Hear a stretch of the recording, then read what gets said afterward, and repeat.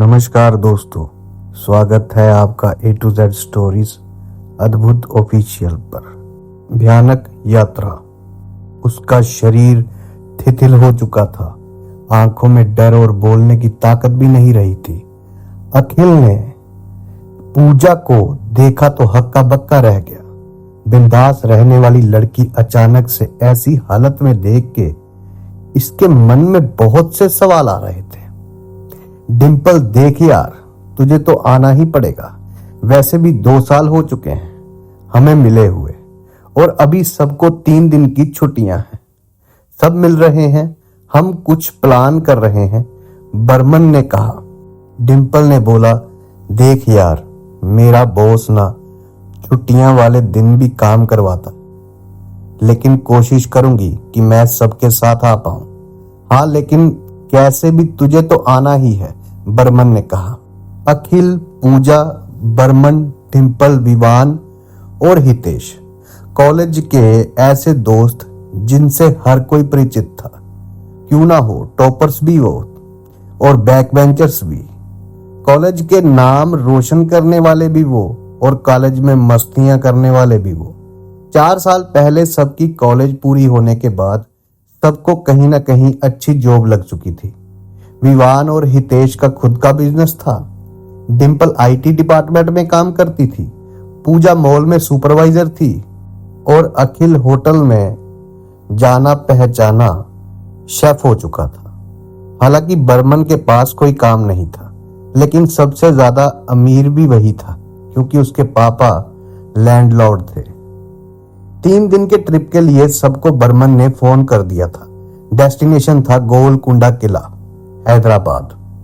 बर्मन सबको जैसे बता रहा था वैसे ही अपने आप को भी समझा रहा था। देख बर्मन, 3 दिन है, धांसू ट्रिप बना दे। कॉलेज में जो हल्ला बोल करते थे वही करना है, बस लाइफ को फिर से जीना है। और वो मन ही मन मुस्कुराने लगा। ट्रिप जाने के दिन सुबह सुबह सफर पे निकलते सब सामान चेक करने के बाद बर्मन ने एक के बाद एक सबको कॉल लगाया और सब रास्ते में थे। अखिल तो बस उसके सामने गाड़ी से उतरा ही था। कुछ ही देर में सब आ गए, सिर्फ डिंपल को छोड़कर। ये डिंपल का ना हर बार का है, हमेशा लेट लतीफ है, इसलिए हम उसको लेट लतीफ बुलाते हैं। कभी टाइम से आती नहीं है। और थोड़ी देर में ऑटो में से डिंपल उतरी। लो जी, आ गए हमारे लेट लतीफ, विवान ने कहा और सब एक साथ हंस दिए। सबने एक दूसरे को चीयर अप किया और निकल पड़े एक अनजान सफर में। उनको पता नहीं था कि यह सफर उनके लिए कुछ अलग सा होने वाला था। बर्मन ने गाड़ी का जुगाड़ पहले से ही कर लिया था सबके लिए। सब अपने अपने सामान के साथ गाड़ी में बैठ गए। अब इंतजार था तो बस गोलकुंडा पहुंचने का। 6 घंटे का सफर के बाद सब पहुंच गए गोलकुंडा, और वहीं पर गोलकुंडा के पास में ही उन्होंने एक होटल बुक किया था। चेक इन करके सब अपना सामान रखने चले गए। शाम तक सबने अच्छे से आसपास का बाजार घूमा और दूसरे दिन जाना था गोलकुंडा किले पे। रात को खाना खाने के बाद होटल के बाहर के हिस्से में बैठ के पुरानी बातें करके यादों को ताजा करने लगे। ड्रिंक्स और सिगरेट के मजे लेते हुए अंताक्षरी और गेम्स खेलने लगे। सुना है किले पे कई बार भूत का एहसास हुआ है, हितेश ने कहा। हाँ यार, सुना तो मैंने भी है, लेकिन हमें क्या, हम तो दिन में जाने वाले हैं। सब होंगे वहां तो डरने की कोई बात नहीं है, बर्मन ने कहा। हाँ यार, चलो रात ज्यादा हो गई है, अब सो जाते हैं। और सब ड्रिंक की वजह से लड़खड़ाते हुए रूम तक पहुंचे और सीधा बेड पे सो गए। बर्मन ने सबको जल्दी उठा दिया और फ्रेश होके सब चल पड़े एक किले पे जो था लोगों के नजर में डरावना। सुबह 8 बजे लोग पहुंच गए थे किले पे, और वे देखे तो बहुत सारे लोग किले में विजिट के लिए जा रहे थे। दिन का समय था कि गाइड लेकर आया था, तो कोई किताबों में से इस किले का इतिहास जान के भी आया था। किसी को बुजुर्ग ने बताया था किले के बारे में, तो किसी को लोगों से पता चला। किले पे हालांकि सुबह 7 बजे के बाद भीड़ लगनी शुरू हो ही जाती थी, लेकिन शाम को 5:30 को दरवाजे बंद करने चालू कर देते थे। प्रवासी लोगों के सुरक्षा के खातिर ये नियम बनाया गया था। किले में जाते ही हितेश ने मजाक में कहा, देखना कोई चुड़ैल ना आ जाए। और अचानक से पूजा ने बड़ी बड़ी आंखें करके हितेश को कहा, तू मेरा मजाक बना रहा है। आवाज थोड़ी डरावनी लग रही थी। सब अचानक से डर गए। ऐसे पूजा को देख के और दूसरे ही पल पूजा ने हंसते हुए कहा, क्यों डर गए ना। सबको पहले तो समझ नहीं आया कि पूजा ने ऐसा किया क्यों, लेकिन बाद में सब पूजा को देख के हंसने लग गए। लेकिन हितेश बोला, क्या यार पूजा, मेरी तो हालत खराब कर दी थी तूने। ऐसा देख के मुझे लगा सच में तुझ में कोई आ गया है। सब हितेश के सामने देख के हंसने लग गए। हितेश को पसीना आ चुका था। सब जब किले के अंदर गए तो कुछ लोग गाइड लेके आए थे। गाइड समझा रहा था किले के बारे में और उसके पीछे सब चल रहे थे। बातें सुनाई दे रही थी तो सब किले के बारे में जानने के लिए वो गाइड के पीछे ही चलना बेहतर समझ रहे थे। किले के अंदर रानी का कमरा था।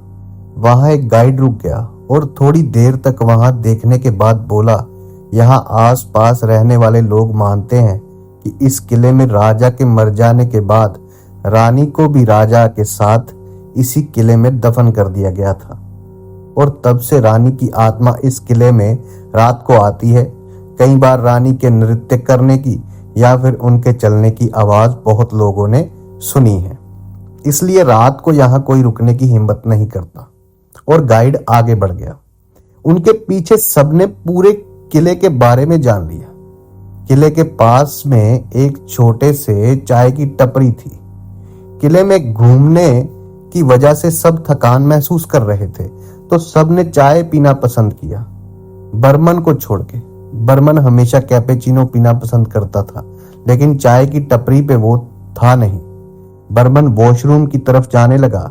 सब चाय पी रहे थे। शाम के 5 के आसपास समय हो चुका था।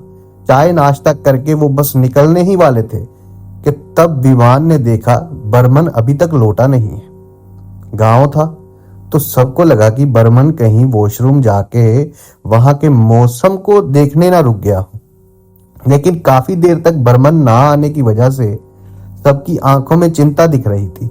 किले के बंद होने में केवल 24 मिनट की देरी थी।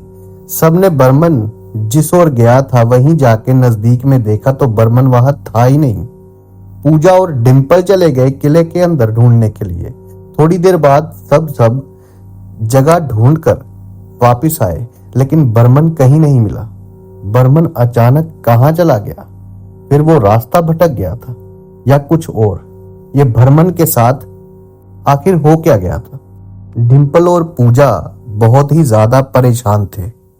सब फिर से वहीं चाय की टपरी के पास जाके देखने लगे। बर्मन वहां नहीं था। चाय की टपरी का मालिक प्रेम सिंह सबको परेशानी में देख के पूछा, क्या हुआ साहब? अरे हमारा दोस्त बर्मन अभी यहाँ था, वॉशरूम करने गया था, अभी तक वापस नहीं लौटा।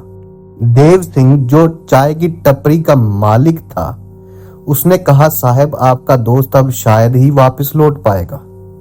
सबने देव सिंह के सामने बड़े आश्चर्य से देखा और विवान ने बोला, क्या भाई मजाक क्यों कर रहे हो? अरे हमें डरा क्यों रहे हो? डिंपल ने चिल्ला के बोला, यार मुझे तो लग रहा है बर्मन को गायब करने में इसी का हाथ है। हितेश ने सबके बीच में फुसफुसाया। देव सिंह लोगों के सामने देख के समझ गया था कि सबको लगता है कि वो बर्मन को गायब करने में वही मिला हुआ है। उसने धीरे से कहा, यहां आओ। उसने उसकी उंगली टपरी के कोने में लगे 2 फोटो की तरफ उठाई और बोला, वो मेरा बेटा भूपत सिंह है और बेटी देवीला बा है। दोनों हर रोज मेरे चाय की टपरी पे दोपहर में आया करते थे। हमारी जोरू भी दोपहर को खाना लेकर आती थी तो उसके साथ बच्चे भी आ जाते थे। एक दिन जब हमारी जोरू खाना देने के लिए यहाँ पहुंची तब बच्चे भी साथ में ही खेलते खेलते आ गए। बच्चे शैतान तो थे ही लेकिन होशियार भी बहुत थे। उस दिन हमारे जोरू की तबीयत कुछ ठीक नहीं थी। वो आके टपरी पे सो गई थी। बच्चे बाहर ही खेल रहे थे। दोपहर का समय था और टपरी पे कुछ लोग बाहर थे। सबको चाय देके मैं खाना खाने बैठ गया। बच्चे बाहर ही खेल रहे थे। फिर खाना खाने के बाद मैं हाथ मुंह धोने के लिए गया टपरी के पीछे की तरफ, और जब मैं आया तो बच्चे वहां नहीं थे। मैंने सोचा कि यहीं कहीं आसपास खेल रहे होंगे। बच्चे हमेशा ऐसे खेलते रहते हैं और शाम के समय पे टपरी पे आ जाते थे। बीमार होने के कारण मैंने अपनी जोरू को भी नहीं उठाया। 2 घंटे बीत चुके थे लेकिन बच्चे कहीं आसपास दिख नहीं रहे थे। मैंने जोरू को उठाया और उसको बोला कि 2 घंटे से बच्चे यहाँ कहीं दिख नहीं रहे हैं, तो देख के आओ। उसको भी लगा कि बच्चे यहीं कहीं होंगे। वो सब जगह ढूंढ कर वापिस आई लेकिन बच्चे कहीं दिखाई नहीं दिए। उसके मुंह पे चिंता के भाव साफ दिख रहे थे और मुझे भी घबराहट सी हो रही थी। शाम तो वैसे भी हो चुकी थी, लेकिन मैंने टपरी को समेटा और ढूंढने लग गया बच्चों को। आधे घंटे के बाद जोरू ने बोला कि बच्चे खेलते खेलते वहीं तो नहीं चले गए ना। मेरे दिल में थोड़ा सा डर आ गया। मैंने उसको बोला, शुभ शुभ बोलो, बच्चे हैं हमारे। समय बीतता जा रहा था लेकिन बच्चे कहीं नहीं मिल रहे थे और अब किले के द्वार भी बंद किए जा रहे थे। सबको सूचना दी जा रही थी कि जल्दी से जल्दी किले से बाहर निकल जाए। और एक सिपाही ने आके मुझे भी बोला कि समय हो चुका है, आप ये स्थान छोड़ दें। वो सिपाही मुझे अच्छे से जानता था। नाम था अबरील, नेपाली था। बाहोश सैनिक को भी रात को किले के आसपास नहीं रुकता था। मैंने उसको बताया कि बच्चे दोपहर से खेलते खेलते कहीं चले गए हैं। सब जगह ढूंढ लिया है लेकिन मिल नहीं रहे हैं। अबरील ने एक ने कहा, यहां रुकना आपके लिए भी खतरनाक हो सकता है, लेकिन आप किले के बाहर चले जाइए। जब तक मैं यहाँ हूं बच्चों को ढूंढूंगा। आप पुलिस में अपनी कंप्लेंट दर्ज करवाएं। मैंने अबरील की बात मानी और किले से 2 किलोमीटर दूर पुलिस स्टेशन में जाके बच्चों की गुम होने की कंप्लेंट दर्ज करवाई। लेकिन पुलिस का कहना था कि किले के आसपास की जांच पड़ताल है तो कल सुबह ही वहां वो जा सकेंगे।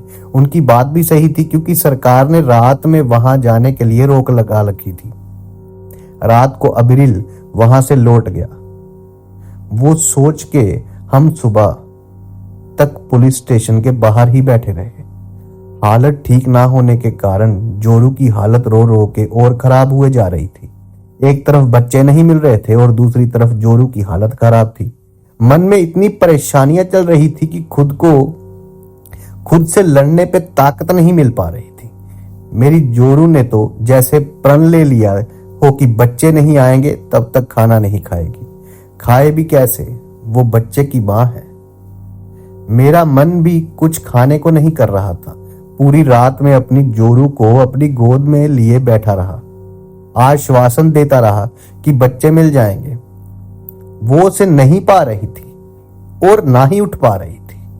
सुबह के 5 बजे के आसपास उसकी तबीयत इतनी ज्यादा खराब हो चुकी थी, उसके पास की सरकारी दवाखाने में दाखिल करवाना पड़ा मुझे। वो बेहोश हो चुकी थी। उसको दवाखाने में छोड़कर मैं पुलिस स्टेशन पहुंच गया। डॉक्टर ने बोला था कि उसको होश आने में और ठीक होने में 8 घंटे तक कम से कम लग जाएंगे और उतना समय मेरे पास था नहीं। अगर उसके पास बैठा रहता तो बच्चों को ढूंढने में समय खराब हो जाता। मुझे ही पुलिस के साथ जाना था किले तक। मन में बहुत सारी विडंबना चल रही थी। एक तरफ पत्नी का बीमार होना, दूसरी तरफ बच्चों का गायब हो जाना। आसमान में देखकर ऊपर वाले से बस प्रार्थना ही कर सकता था कि सब ठीक कर दे।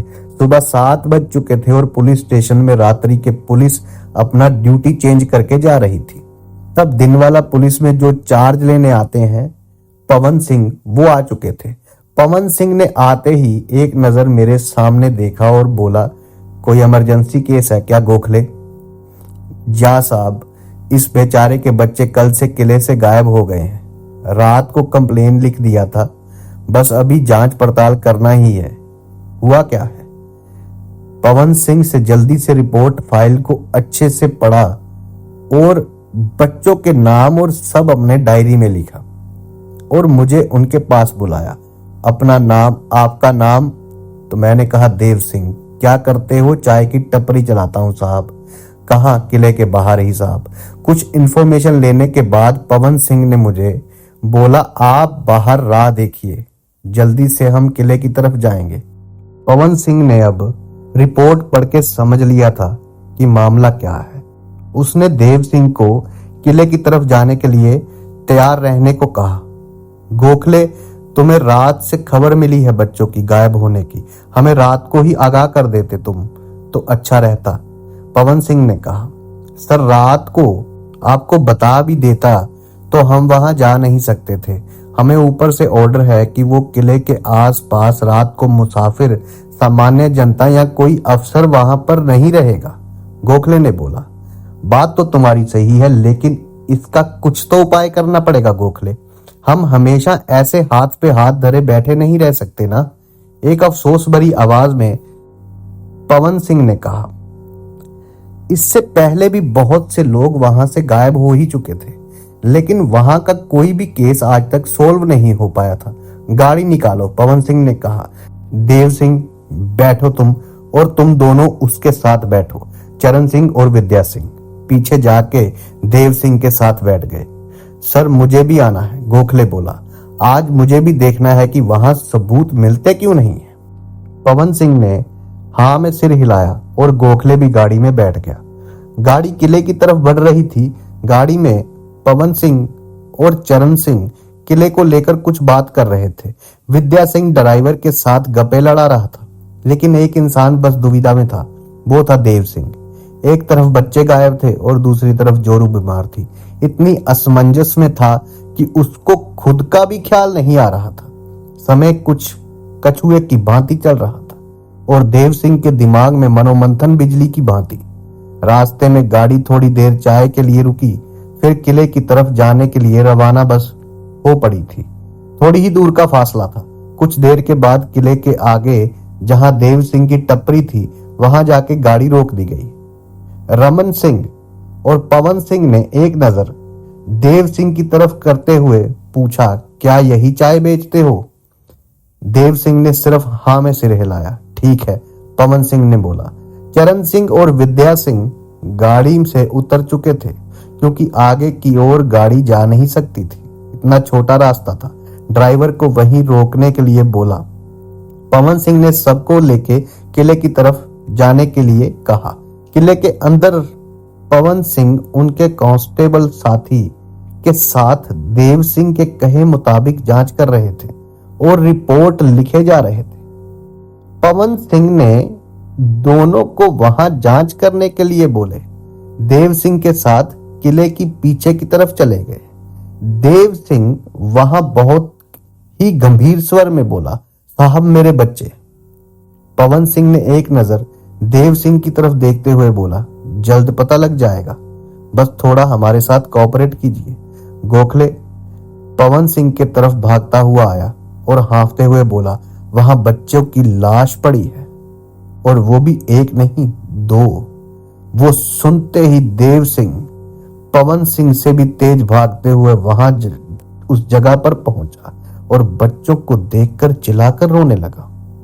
उसे समझ नहीं आ रहा था कि उसके साथ क्या हुआ है, बस वो रो रहा था, और वो भी इतनी बड़ी आवाज में कि गले में से जैसे अभी खून निकल जाएगा। बस थोड़ी देर में बच्चों को पोस्टमार्टम के लिए लेके जाने वाले थे। तब चरण सिंह ने कुछ मानवकृति जैसे किले के पीछे दिखाई दिया। उसके पीछे पीछे चरण सिंह जाने लगा। देखा कि वो कहीं छुपते छुपाते जा रहा है। वो मानवकृति एक साए की तरह थी और बस चलते ही जा रही थी। चरण सिंह को ऐसे अचानक से जाते हुए देख विद्या सिंह ने भी उसकी तरफ तेजी से पैर दौड़ा लिए। बस किले की ऐसी जगह आकृति पहुंची जहां अंधेरा बहुत था और वो वहां से गायब हो गई। चरण सिंह ने उसे आसपास ढूंढने की बहुत कोशिश की, लेकिन वहां मात्र अंधेरे के अलावा कुछ नहीं दिख रहा था। विद्या सिंह भी पीछे पीछे आ चुका था। अंधेरा बहुत था तो उसने चरण सिंह को आवाज लगाई। अंदर से चरण सिंह ने हामी भरते हुए बाहर आ रही आवाज सुनी कि अचानक वो किसी चीज से टकराया और गिर पड़ा। चरण सिंह के गिरने की आवाज सुनकर विद्या सिंह उसकी तरफ दौड़ा और उसको जैसे तैसे उठाया। चरण सिंह थोड़ा दर्द से कराहा रहा था।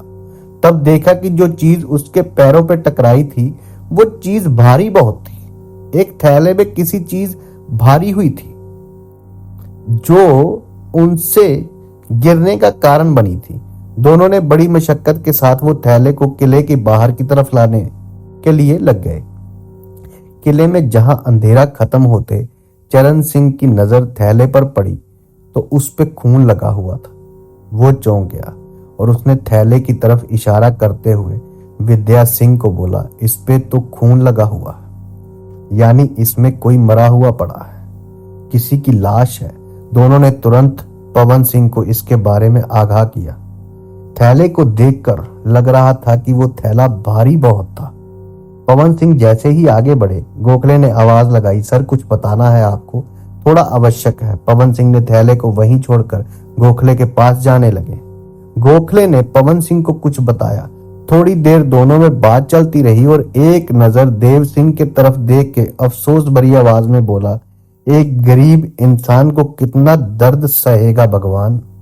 और इधर जो देव सिंह था वो काफी गंभीर हालात में हो गया था। पवन सिंह ने एक नजर देव सिंह की तरफ देखा और गोखले से बोला, देव सिंह को लेकर जल्दी से अस्पताल पहुंचो, उसके साथ हमारे 2 साथी भेजो, तब तक हम यहाँ की तहकीकात करते हैं। गोखले ने अपना सिर हाँ में हिलाया और देव सिंह की तरफ बढ़ गया। देव सिंह अभी बच्चों को देखकर रो रहा था। उसको ये भी नहीं पता था कि और भी मुसीबत उसके सिर पर आने वाली है। गोखले ने उसको आवाज लगाई, देव सिंह हमें जल्दी से अस्पताल जाना है, साहब का ऑर्डर है। यह सुन के देव सिंह को पहली बार में कुछ समझ नहीं आया। वो जैसे एक मूर्त की तरह गोखले को देख रहा था। गोखले ने उसको फिर से कहा कि हमें अस्पताल जाना है। देव सिंह ने मासूम चेहरे से गोखले को पूछा, क्यों साहब?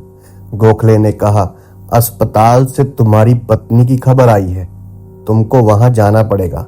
यहाँ का सब अब हम ही देख लेंगे या साहब देख लेंगे। देव सिंह जैसे एक बुत बन के गोखले के सामने देख रहा था।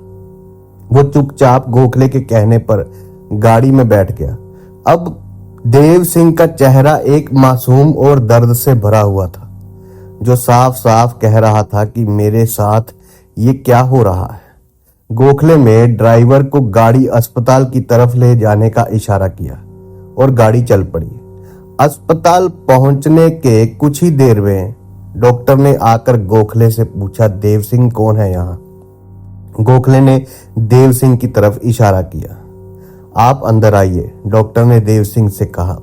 देव सिंह डॉक्टर के साथ उनके कैबिन तक चला गया। डॉक्टर ने देव सिंह को एक कुर्सी पर बिठाया और बोले, आपकी पत्नी की हालत ठीक नहीं है, हमें उनके इलाज के लिए उनको बड़े अस्पताल भेजना पड़ेगा। देव सिंह ने पूछा, क्या हुआ मेरी जोरू को? डॉक्टर ने बोला, आपकी पत्नी पैरालिसिस हुई है और उनका इलाज यहां होना संभव नहीं है। देव सिंह को डॉक्टर की ये बात समझ नहीं आई। उन्होंने डॉक्टर को एक अचरज भरी नजर से देखा। डॉक्टर को समझ आ गया कि देव सिंह को बातें समझ नहीं आ रही। डॉक्टर ने उन्हें बताया कि उनकी पत्नी का एक तरफ की बॉडी काम करना बंद कर दिया है, मुंह एक तरफ से टेढ़ा हो गया है और वो बोल नहीं पाएगी। बात सुन सकती है लेकिन जुबान शब्दों का साथ नहीं दे पा रही है। ये सुन के देव सिंह के पैरों तले से जमीन जैसे खिसक गई हो। एक तरफ अपने बच्चों को ऐसे मरा हुआ देखना और दूसरी तरफ अपनी जोरू को ऐसे पैरालाइसिस हो जाना देखना। देव सिंह अपने आप को संभाल नहीं पा रहा था। सोच में इतना कमजोर हो गया कि उसका शरीर उसका साथ नहीं दे पाया और अचानक बेहोश हो गया। डॉक्टर ने जल्दी से नर्स को बुलाकर देव सिंह को एडमिट किया। देव सिंह को जब होश आया तब उसके सामने गोखले बैठा हुआ था। गोखले ने उसको पूछा, कैसे हो, अब ठीक लग रहा है? देव सिंह ने हामी भरी कि हाँ मैं ठीक हूं, सिर हिलाकर, और बोला, मुझे मेरी जोरू से मिलना है। गोखले ने एक नजर डॉक्टर की तरफ घुमाई। डॉक्टर ने गोखले को आंखों से ही हाँ की तरफ इशारा किया। थोड़ी देर बाद देव सिंह को उसकी जोरू से मिलने ले जाने लगे। तब देव सिंह के मन में घबराहट और शरीर पे पसीना साफ साफ दिख रहा था। उसको देख के गोखले को भी चिंता सता रही थी। गोखले भले ही एक पुलिस अफसर था, लेकिन वो भी एक बाप था, पिता था। वे देव सिंह की परिस्थिति समझ सकता था। जब देव सिंह को उसकी जोरू के वार्ड की तरफ ले जाया जा रहा था, तब देव सिंह लड़खड़ाते चल रहा था। वार्ड में जाते ही समय दाईं तरफ उसकी जोरू एक बिस्तर पे बेजान सी लाचार पड़ी थी। उसको देख के देव सिंह के मुंह से एक चीख सी निकल गई। उनकी चीख से पूर्व वार्ड में एक दर्द सा फैल गया। उसकी आवाज से सोती हुई उसकी पत्नी ने आंखें खोली। वो उठ नहीं सकती थी, ना बोल सकती थी, बस लाचार आंखों से उसके पति को देख सकती थी। आंखों में आंसू थे, दिल में घुटन थी और उसको चिल्ला के रोने का मन कर रहा था, किंतु वो बस अंदर ही अंदर रोए जा रही थी। देव सिंह अपनी पत्नी की तरफ देख के बोला, तू चिंता ना कर, सब ठीक हो जाएगा।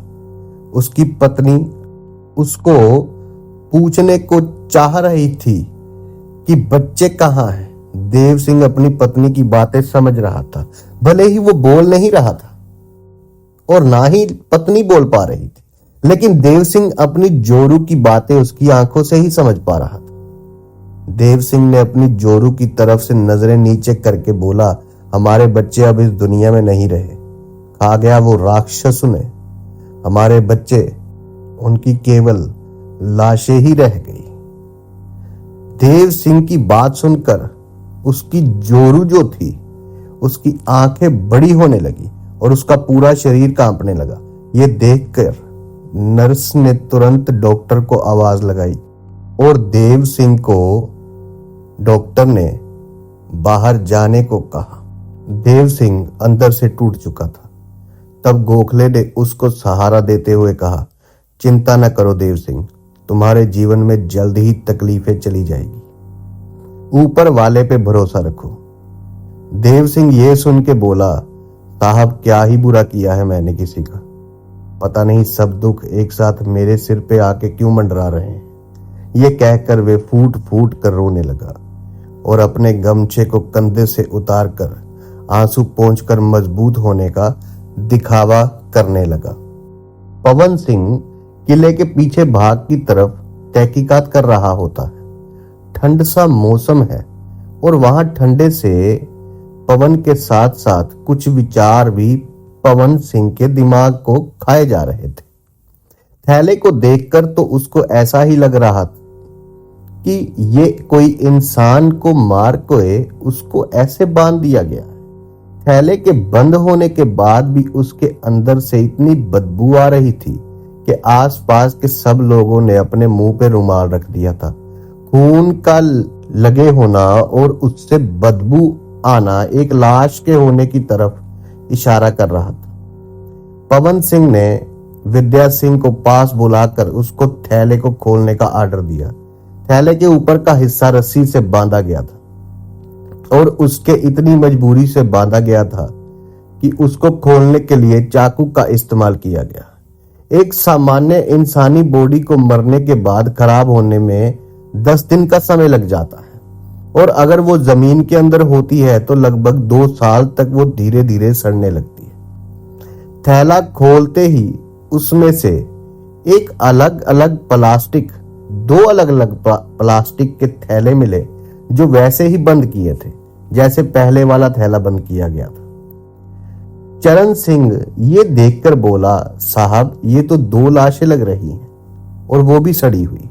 ठंड के मौसम में भी जैसे गर्मी का माहौल बन गया था। विद्या सिंह ने फटाफट से वो थैले को काटना चालू किया। पहले थैले के काटने के बाद विद्या सिंह ने पवन सिंह की तरफ देखा और वहां से हल्का सा हट गया। थैले के अंदर से निकली लाश को देख के उन सभी की आंखें जैसे बड़ी बड़ी होने लग गई थी। उन्होंने जो सोचा था उससे ये कुछ बिल्कुल ही अलग था। उनकी उम्मीद से परे थैले में से लाश निकली थी। वो कोई इंसान की नहीं थी, वो एक जानवर की लाश थी। उसके बाद दूसरे थैले को भी खोला गया तो उसमें भी एक जानवर की लाश थी। पवन सिंह ने यह देखा तब फोरेंसिक डिपार्टमेंट को आगाह किया और खुद भी लाशों की जांच करने लगा। लाशों को बहुत ही बेरहम तरीके से काटा गया था और उनके हर एक भाग को काटा गया था। बस मिसिंग था तो उनका सिर। थोड़ी ही देर में फोरेंसिक डिपार्टमेंट के लोग आए और उन्होंने जांच करना चालू करा। पवन सिंह भी जानवर की ऐसी हालत देखकर अंदर ही अंदर हिल गया था।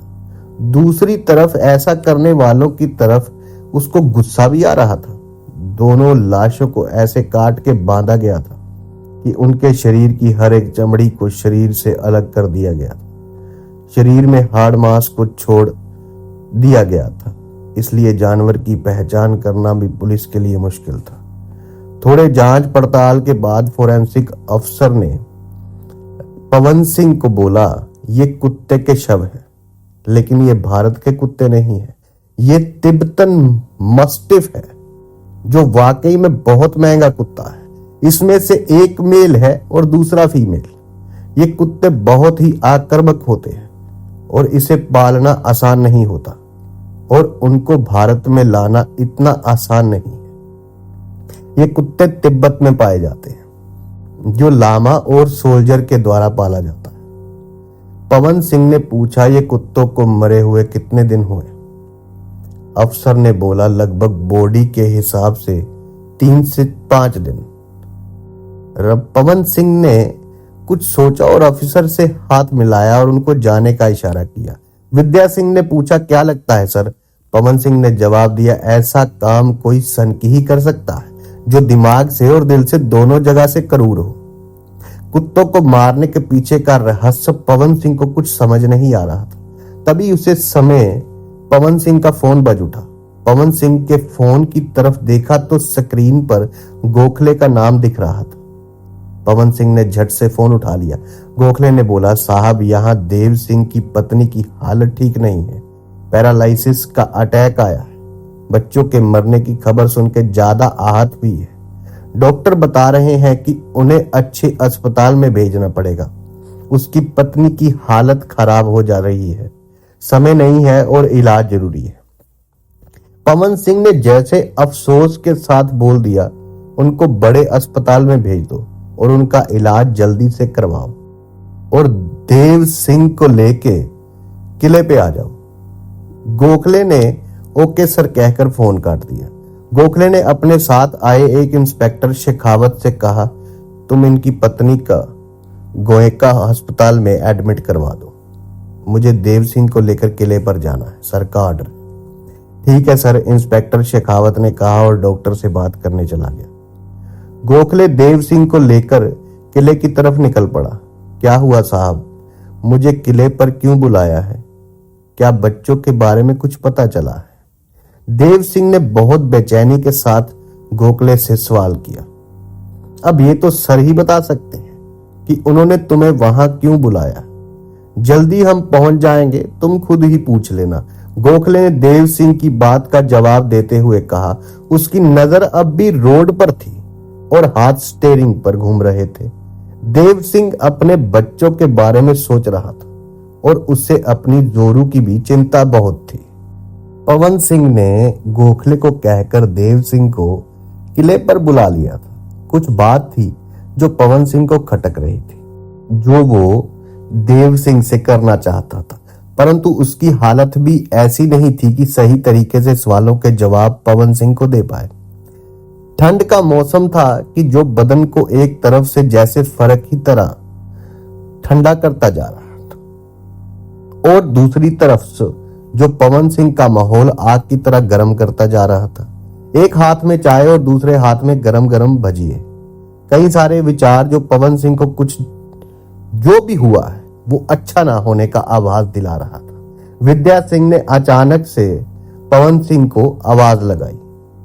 क्या हुआ विद्या सिंह? पवन सिंह ने बोला, साहब ये जो कुत्तों के शव मिले हैं उसमें चमड़ी के अलावा उनमें कुछ इंजेक्शन के निशान भी प्राप्त हुए हैं, जिससे कुत्तों में से कुछ ऐसी चीज निकाली गई है जिसका अभी तक पता नहीं चला है।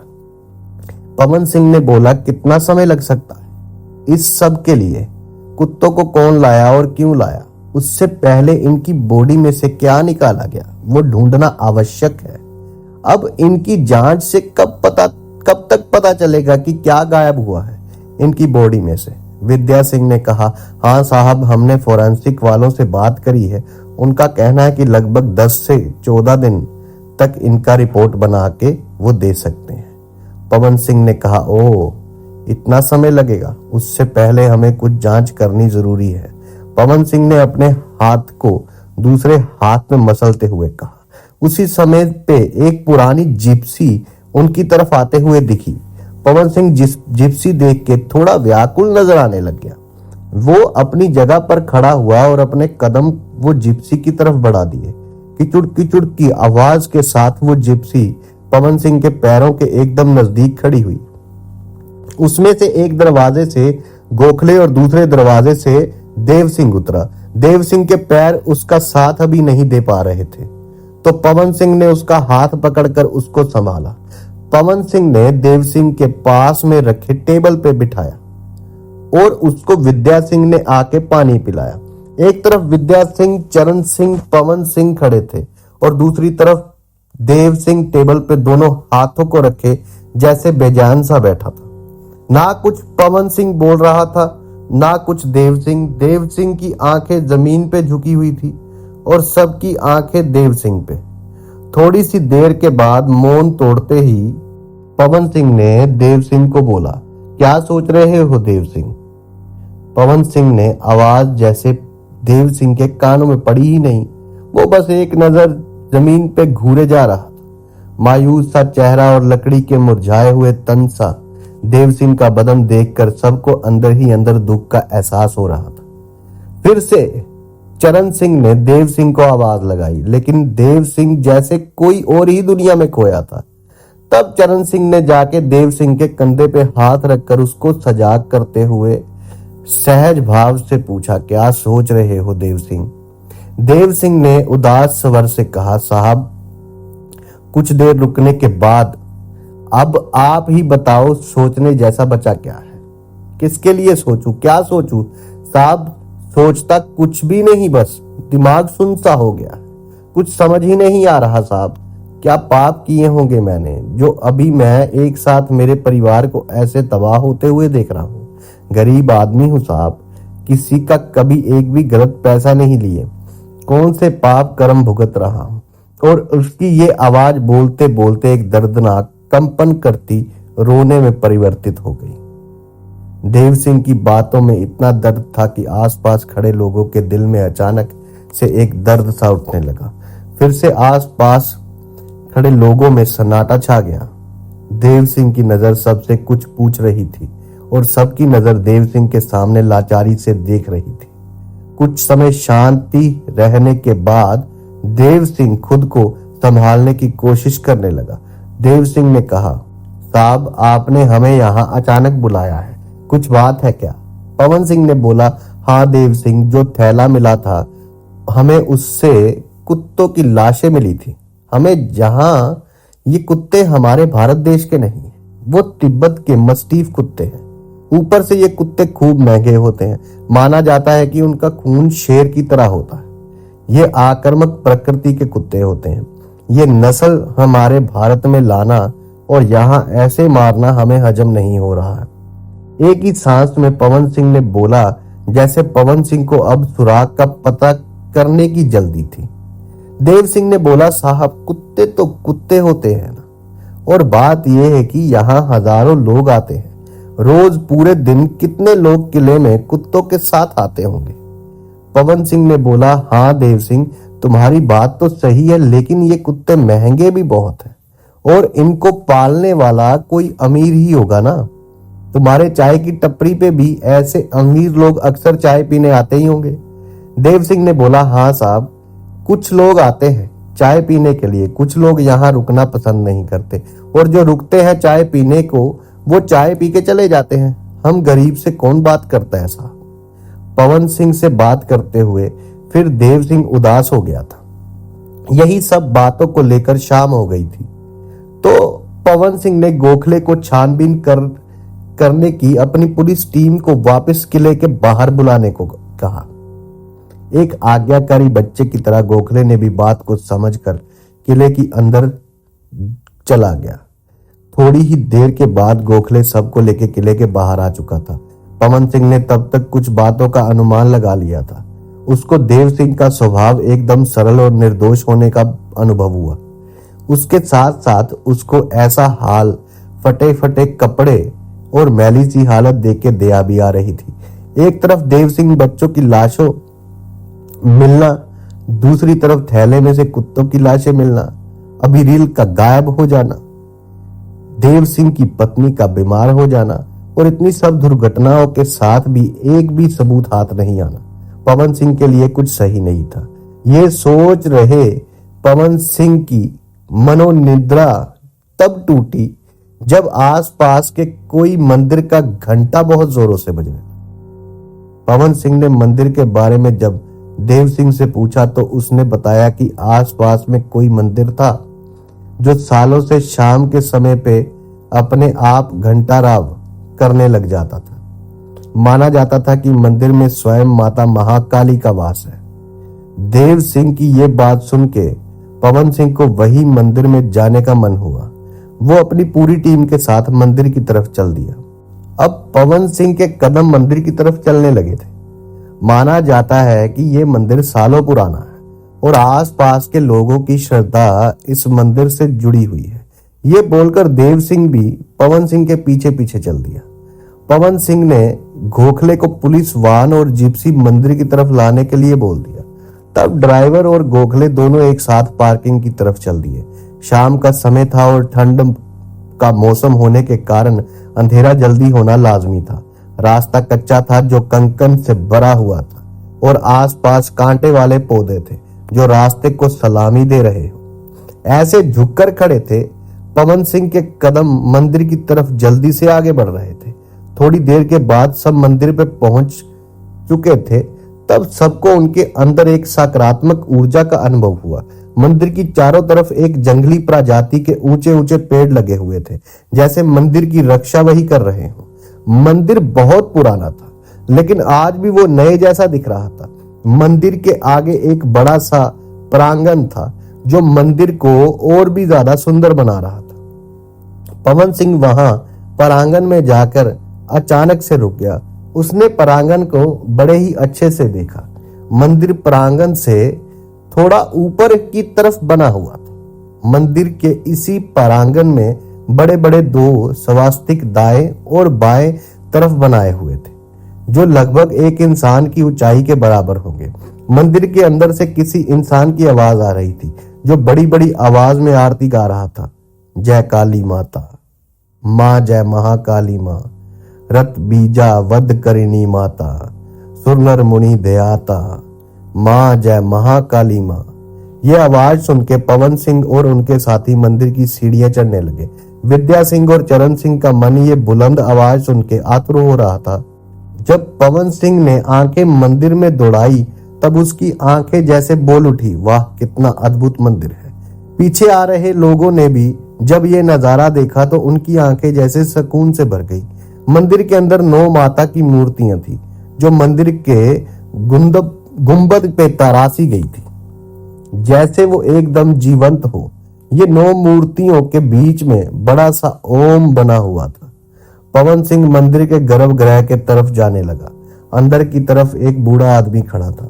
उसका पूरा बदन पीले रंग के पीतांबर से ढंका हुआ था। उसकी पीठ पवन सिंह की तरफ थी और उसका कद एक आम इंसान से ज्यादा बड़ा था, जिसके कारण अंदर की मूरत दिख नहीं रही थी। उसने बस उसके हाथ में 5 दिए वाली आरती की जलती हुई ज्वाला दिख रही थी, जिससे वो आदमी की परछाई पूरे गर्भगृह में बड़े साए में परिवर्तित हो रही थी। हवा इतनी जोरों से चल रही थी कि जिससे मंदिर में लगे हुए घंटे अपने आप एक दूसरे के साथ टकरा के घंटा राव कर रहे थे।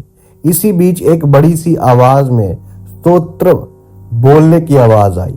ओम जयंती मंगला काली भद्रा काली कपालिनी दुर्गा क्षमा शिवा धात्री स्वाहा स्वदा नमस्तुते। ये स्तोत्र खत्म होते हुए आरती खत्म हुई। अंदर का वो आदमी जो बूढ़ा दिख रहा था वो हाथ में आरती लेकर बाहर आया। उसके बाहर आते ही सबकी नजर मूरत पर गई। महाकाली माता की वो मूरत देख के उनको ऐसा लगा जैसे माता स्वयं उनके सामने खड़े हो। सब दंडवत हो गए। देव सिंह तो जैसे माता को देखकर रोने जैसा हो गया। उसी समय जैसे हवाओं ने अपना रुख बदल लिया और घंटा राव की ध्वनि अचानक से रुक गई।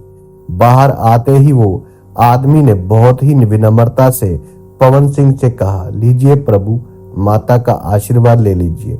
आपको माता अपने शरण में रखे।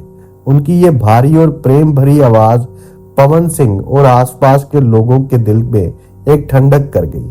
सबने माता की आरती ली और वहीं खड़े रह गए।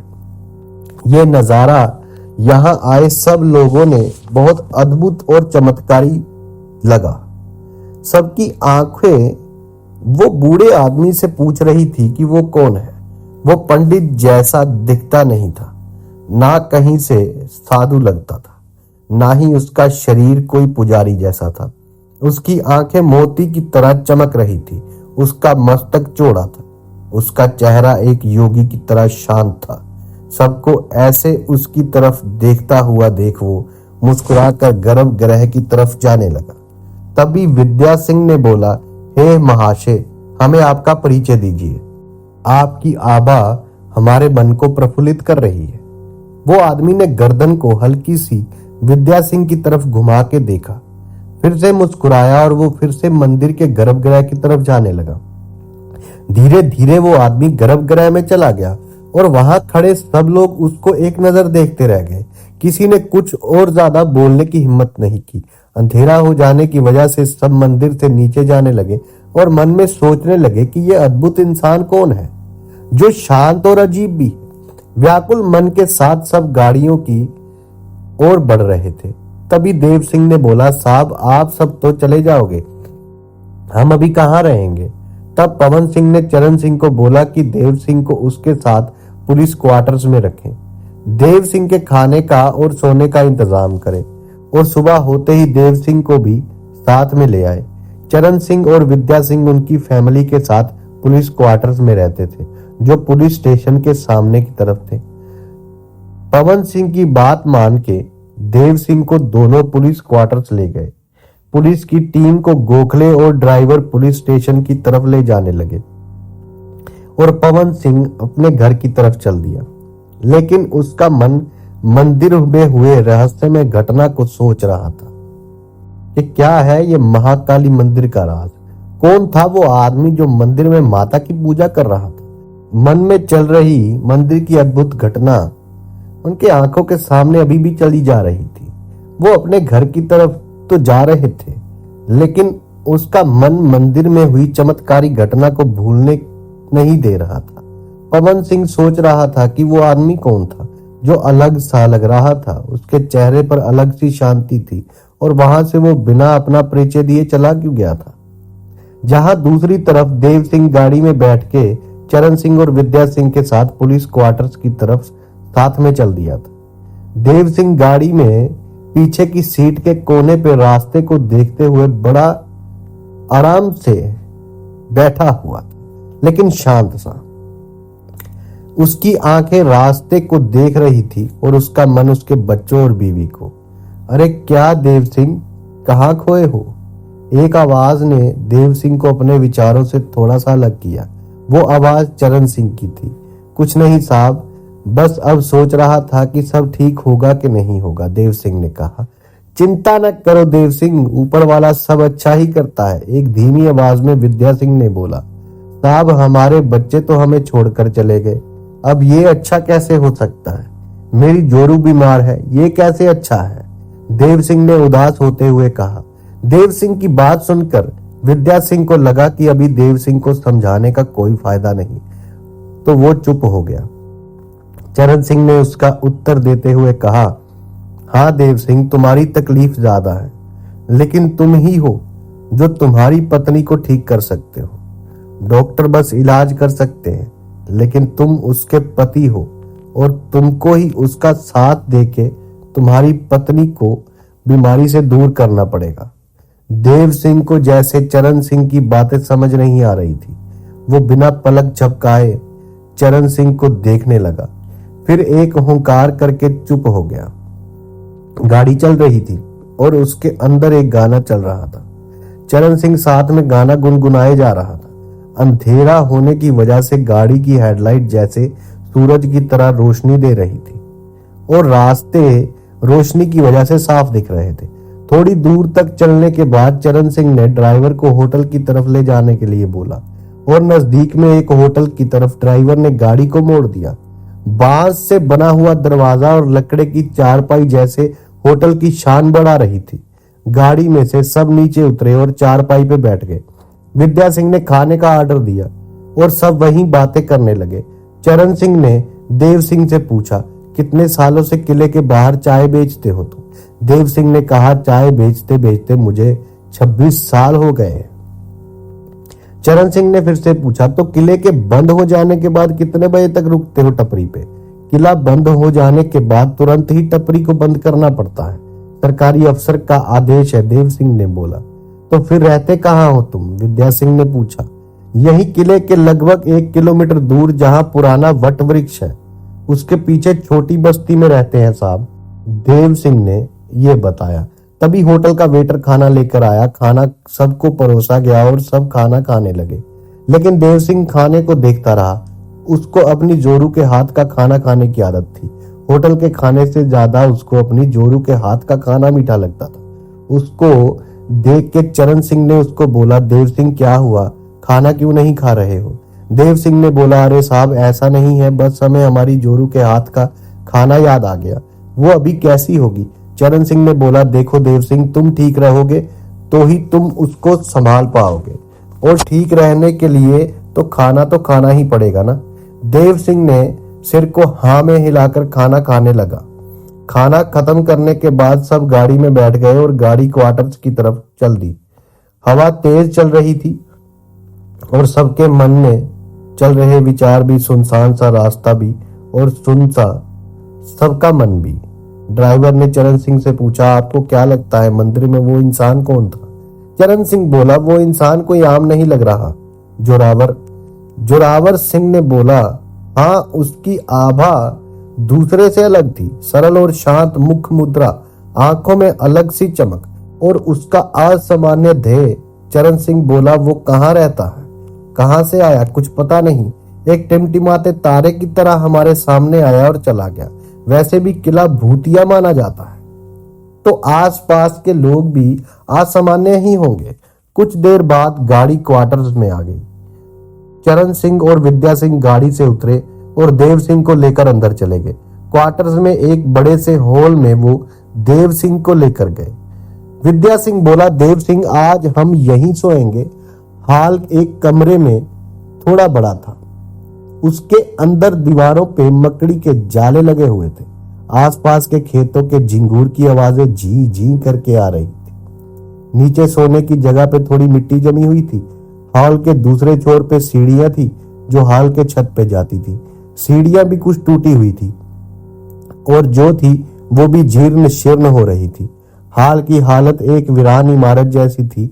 चरण सिंह ने विद्या सिंह ने अपने क्वार्टर्स में नहीं जाके देव सिंह के साथ सोना बेहतर समझा। थोड़ी साफ सफाई के बाद विद्या सिंह ने वहीं पे सबकी चारपाई लगाई और देव सिंह को खाट पे आराम करने के लिए बोला। रात के अंधेरे में वही झिंगूर की आवाज तेजी होती जा रही थी। विद्या सिंह और चरण सिंह अपने अपने खाट पे सोए हुए थे और देव सिंह खुली आंखों से छत को देख रहा था। अंधेरे में मशक देव सिंह के कान में गुनगुना रहे थे और उसको काट भी रहे थे। हालांकि देव सिंह को इसकी आदत थी, लेकिन परिवार से दूर रहकर सोने की आदत नहीं थी। कुछ देर बाद नींद न आने के कारण देव सिंह अपने खाट से खड़ा हो जाता है और हॉल की सीढ़ियों की तरफ जाने लगता है। सीढ़ियों से वो हॉल की छत पे चला जाता है और छत पे बने हुए रेलिंग पे बैठ जाता है। वो आसमान से टिमटिमाते तारों की तरफ देख के अपने बच्चों को और अपनी जोरू को याद करने लगता है। कैसे उसके बच्चे उसके साथ खेला करते थे, उसके साथ वो रहा करते थे।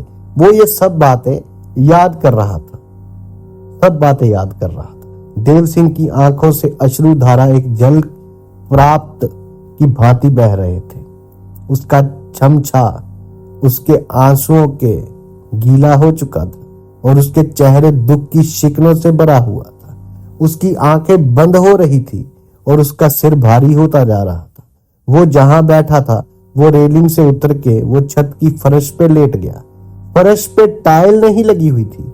सीमेंट से बने हुए एक फर्श में गड्ढे हो गए थे और वो गड्ढे में मिट्टी के छोटे छोटे कण फंसे हुए थे जो देव सिंह के चेहरे पे कोई नुकीली चीज की तरह चुभ रहे थे।